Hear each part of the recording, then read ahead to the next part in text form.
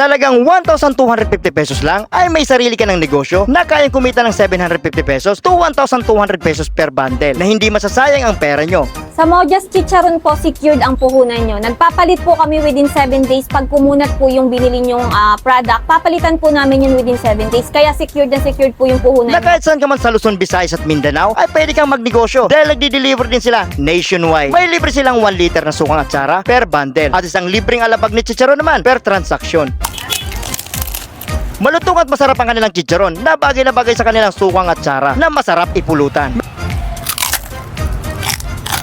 Meron din silang pure backpat large size na pwede kang kumita ng 1,400 pesos per bundle. Pure backpat regular size na pwede kang kumita ng 750 to 1,250 pesos. Meron din silang mga belly skin, butcheron, crispy litid, sukang atsara at itong inantalang chicharon. Ma'am, bakit po inantalang?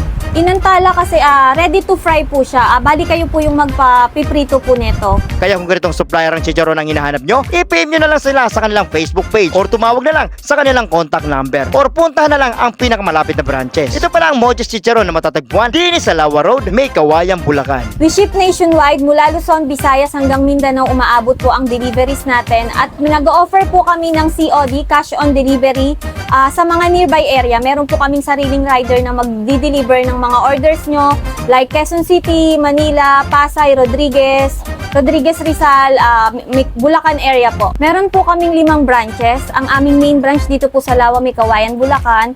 Tabing kalsada lang po kaya madali nyo lang po kayong makikita. Yung pangalawang branch po, Dasmariñas, Palapala, Cavite. Kahilera po ng Robinson, Dasma. At yung pangatlo po sa Lipa, Batangas, sa tapat po ng Pure Gold Lipa.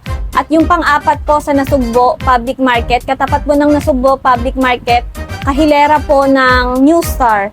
At yung pang-5 naman po sa Calatagan, Batangas. Madali lang din po siyang makita, katapat lang po ng Calatagan Public Market lang po. Yun lang.